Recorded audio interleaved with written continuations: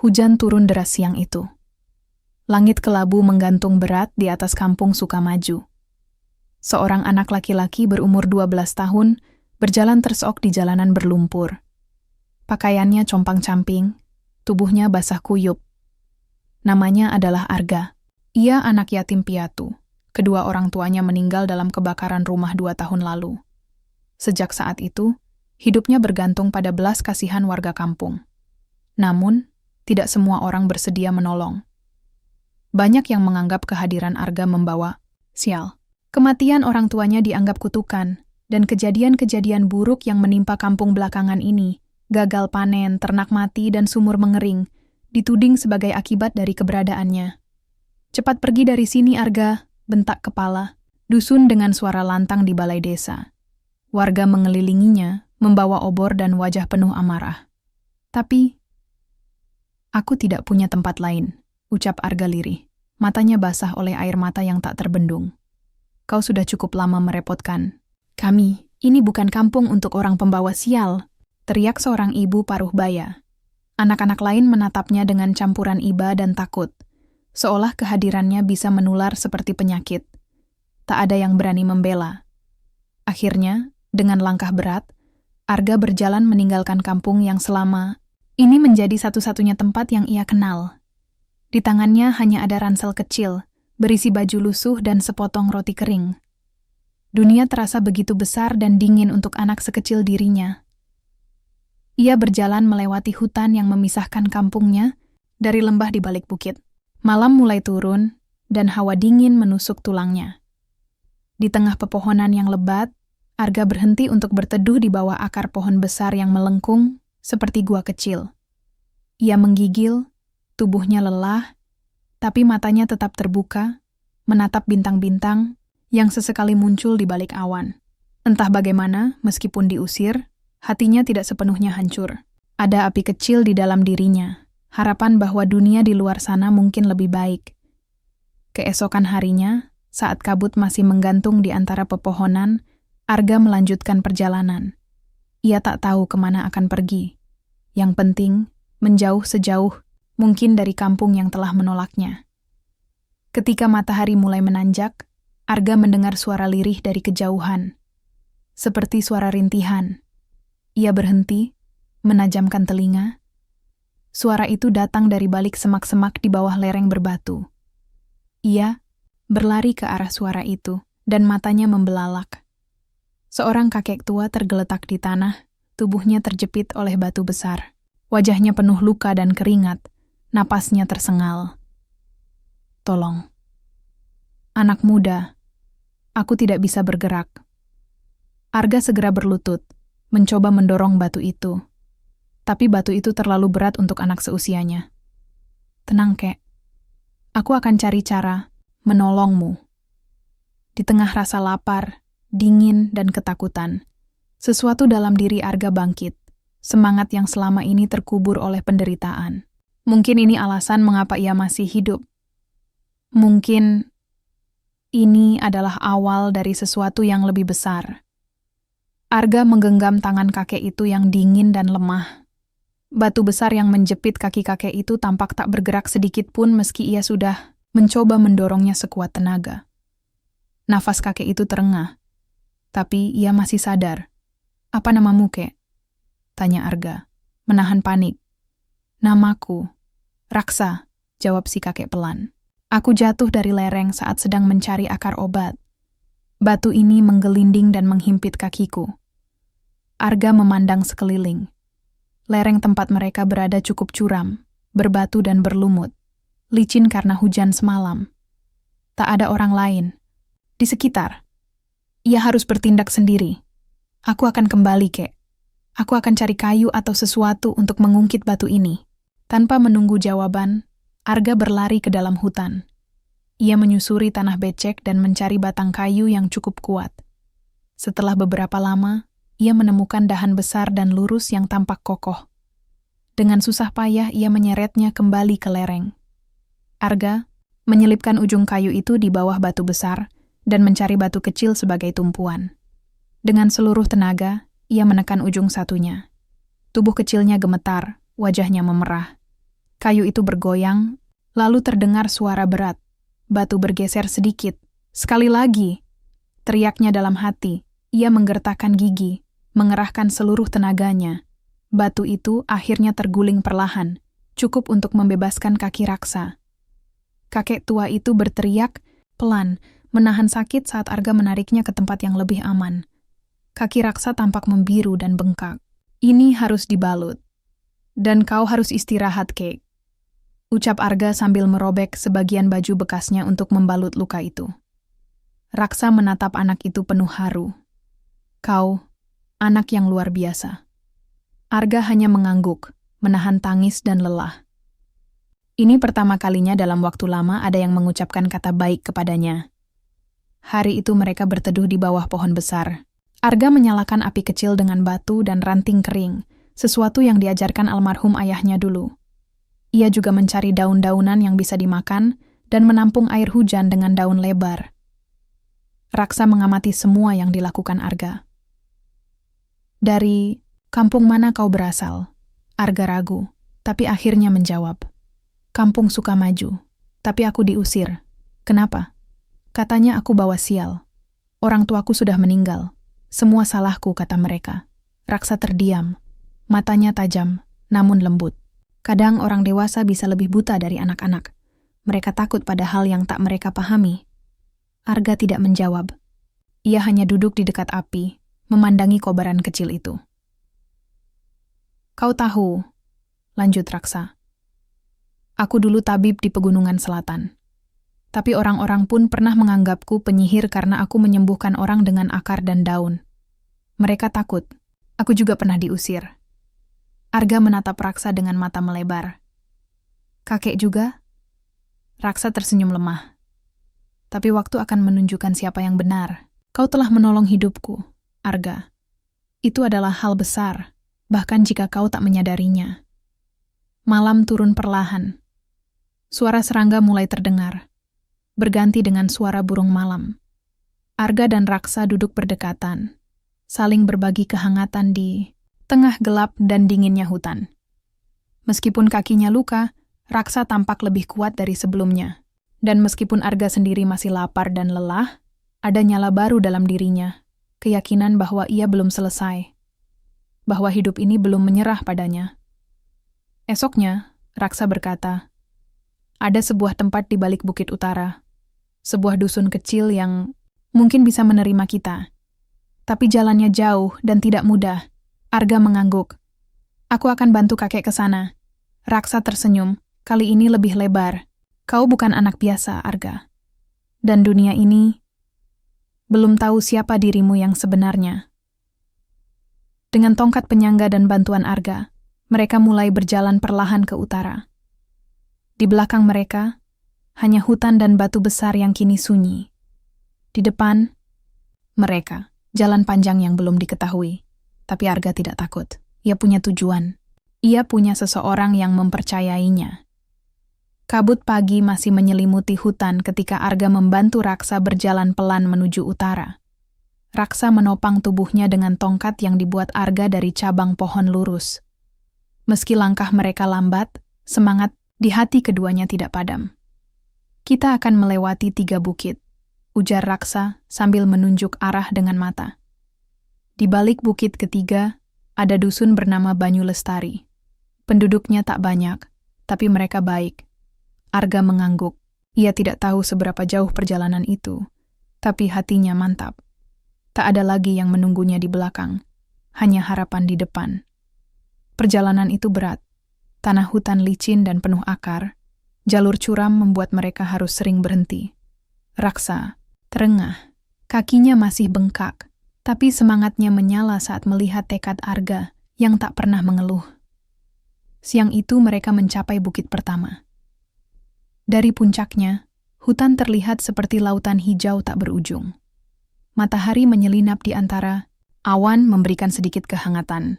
Arga membangun perapian kecil di balik batu besar. Ia mencari buah hutan yang bisa dimakan dan menjerang air hujan dengan cangkang kelapa kering yang mereka temukan. Di usia kecilmu, kau sudah belajar bertahan, ucap Raksa kagum.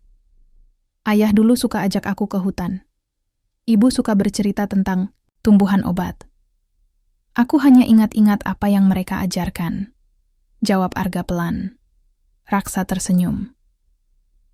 Orang tuamu pasti bangga jika melihatmu sekarang. Malam turun dan suara hutan kembali hidup. Arga tidur bersandar di pohon sambil memeluk ransel. Lusuhnya. Raksa memandangi anak itu lama, lalu bergumam sendiri. Anak ini bukan anak biasa.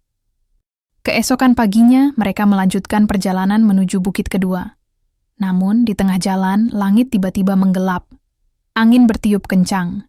Hujan deras turun seketika, membuat tanah menjadi lumpur licin. Kita harus berteduh, teriak Arga, menggandeng Raksa ke bawah pohon besar. Namun, saat mereka melangkah ke lereng samping bukit, tanah longsor kecil terjadi. Tanah basah bergeser cepat, dan Arga terperosok. Arga! Teriak Raksa panik. Arga terguling sejauh 5 meter ke bawah. Tubuhnya terbentur batu, lututnya terluka. Tapi ia bangkit pelan. Matanya tetap menyala. Aku tak apa-apa, katanya, berdiri dengan tertatih.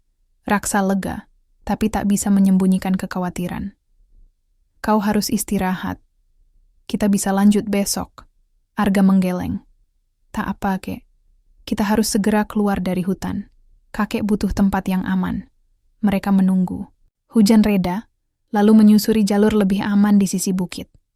Sore harinya, mereka menemukan gua kecil di balik semak.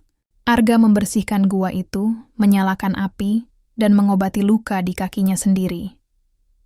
Arga, kata Raksa pelan, apa yang akan kau lakukan jika kita sudah sampai di Banyu Lestari? Arga terdiam. Ia belum memikirkannya. Entahlah, mungkin bekerja di ladang. Atau bantu-bantu orang tua. Raksa mengangguk. Kau tahu, aku punya sesuatu untukmu.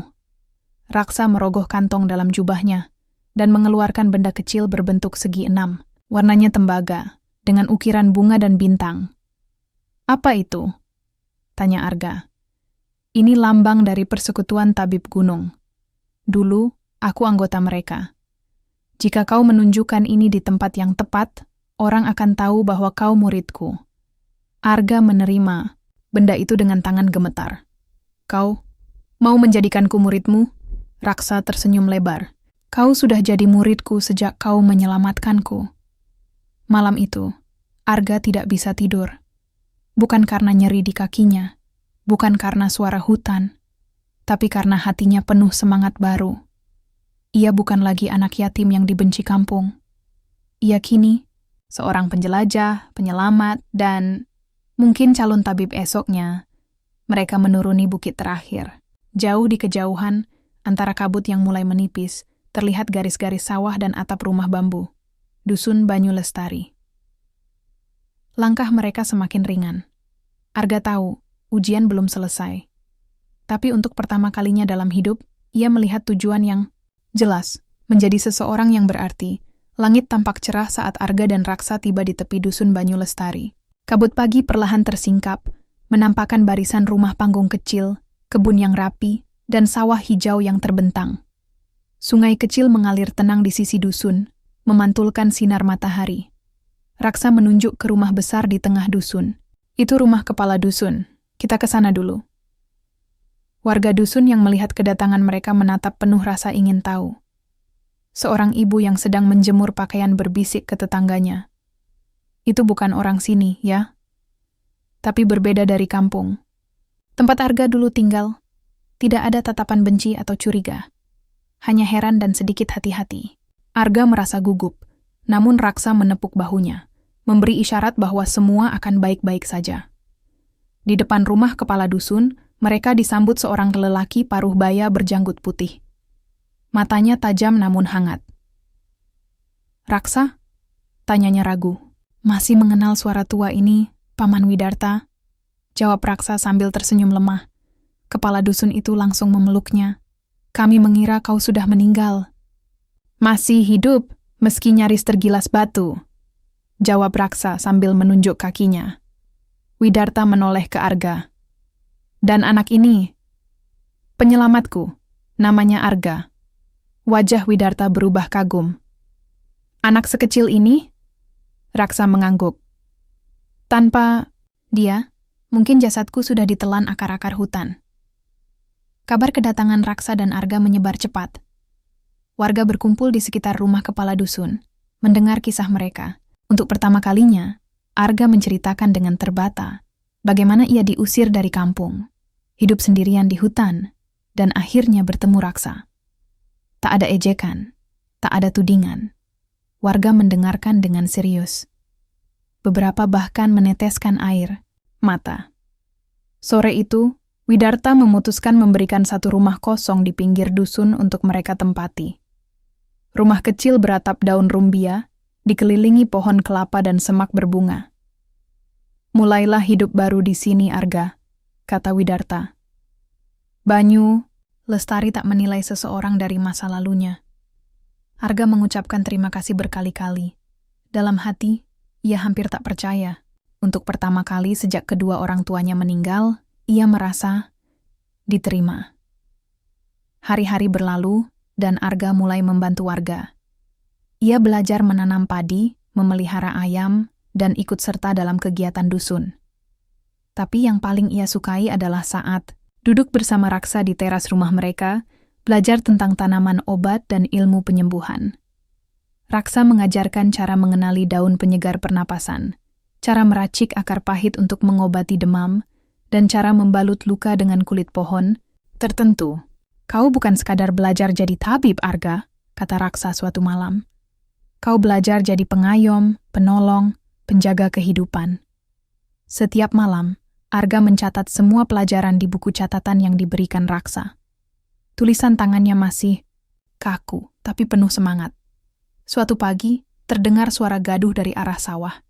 Arga dan Raksa berlari ke sana. Seorang anak laki-laki tergeletak, tubuhnya kejang, mulut berbusa. Ia kena gigitan ular, teriak salah satu warga. Tanpa pikir panjang, Raksa berteriak, "Bawa ke rumah, cepat!" Arga membantu mengangkat tubuh anak itu. Saat Raksa mempersiapkan ramuan penawar, Arga mengambil daun waru dan akar serut seperti yang pernah diajarkan. Campurkan daun ini dengan air kelapa, itu bisa memperlambat racunnya, ucap Arga cepat. Raksa menoleh dan tersenyum tipis. Bagus, kau ingat. Dengan tangan gemetar tapi terlatih, Arga membantu membalut luka dan memberikan ramuan.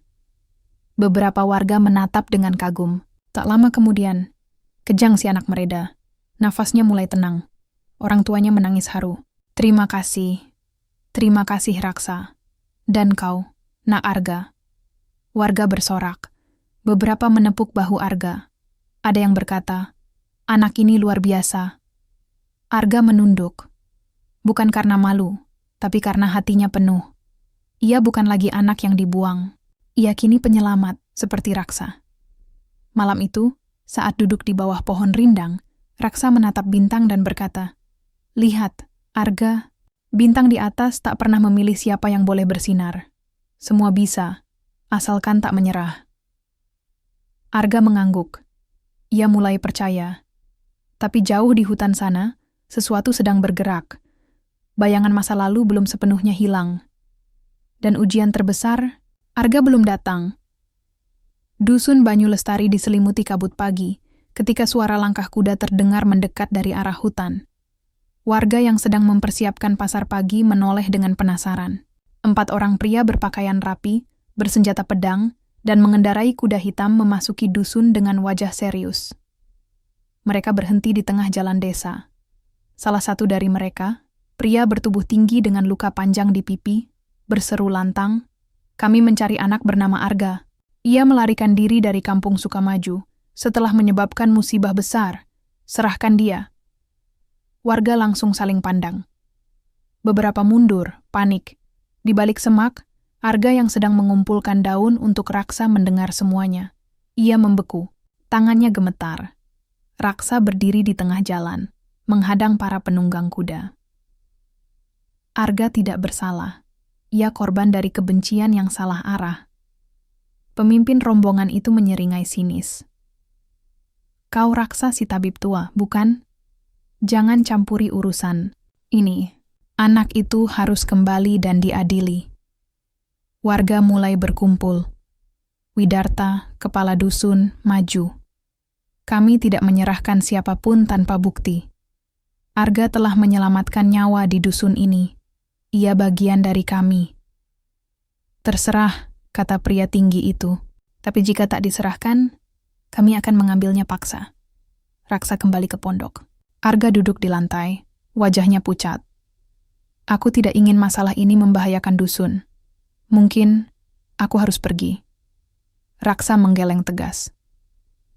Melarikan diri bukan jalan keluar. Kebenaran hanya menang jika kau hadapi ketakutanmu.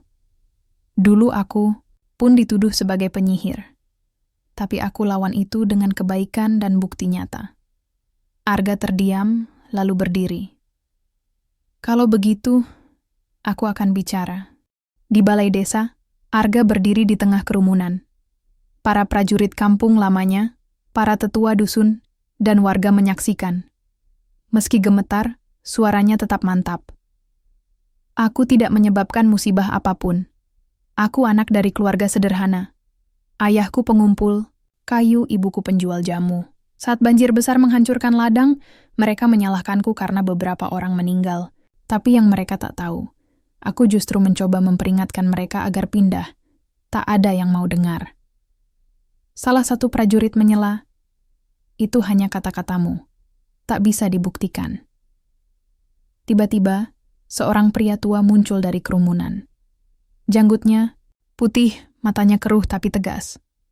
Aku bisa buktikan. Aku kepala kampung Sukamaju sebelumnya. Aku tahu siapa yang seharusnya disalahkan. Tapi mereka memilih kambing hitam, anak kecil yang tak bisa melawan. Orang-orang terperangah. Pria tua itu bernama Samin, tetua yang sempat menghilang setelah banjir. Ternyata ia diam-diam tinggal di dusun tetangga. Arga menyelamatkan cucuku waktu itu. Tapi karena tekanan warga, aku memilih diam. Kini aku tak bisa biarkan ketidakadilan terus berjalan. Semua hening. Pemimpin prajurit itu menggertakkan gigi, lalu membalikkan kudanya. Kami akan melapor pada atasan kami. Tapi ini belum selesai. Mereka pergi tanpa berkata lagi. Hari berganti minggu. Arga tetap tinggal di Banyu Lestari, dan kepercayaan warga padanya semakin dalam. Ia membantu menyembuhkan orang sakit, menolong. Anak-anak belajar membaca, dan menjadi murid utama Raksa dalam ilmu tabib. Suatu hari, Raksa memanggilnya ke tepi sungai. Arga, katanya pelan, waktuku tak lama lagi. Tapi aku bahagia karena aku bisa meninggalkan warisanku padamu. Arga menunduk. Jangan bicara seperti itu. Raksa tertawa ringan. Kau akan lebih kuat jika kau siap. Dunia butuh orang seperti kau, yang berani, jujur, dan penuh kasih. Beberapa bulan kemudian, Raksa wafat dalam tidur, damai, dan tersenyum. Warga menggelar upacara penghormatan sederhana tapi penuh cinta. Arga berdiri paling depan, memegang lambang persekutuan tabib gunung di dadanya. Kini ia bukan lagi anak yang diusir. Ia adalah pelindung dusun, seorang penyembuh, seorang pahlawan, kecil yang pernah mengangkat batu besar demi menyelamatkan seorang kakek. Namanya mulai dikenal hingga dusun-dusun lain. Orang datang mencari bantuan. Tapi Arga tetap rendah hati. Ia tahu bahwa segala yang besar bermula dari keberanian untuk memilih yang benar, bahkan saat dunia memusuhimu. Dan di malam hari, ketika angin bertiup pelan, ia sering duduk di bawah bintang mengenang hari ketika semuanya berubah, hari ketika ia mengangkat batu dan menemukan harapan.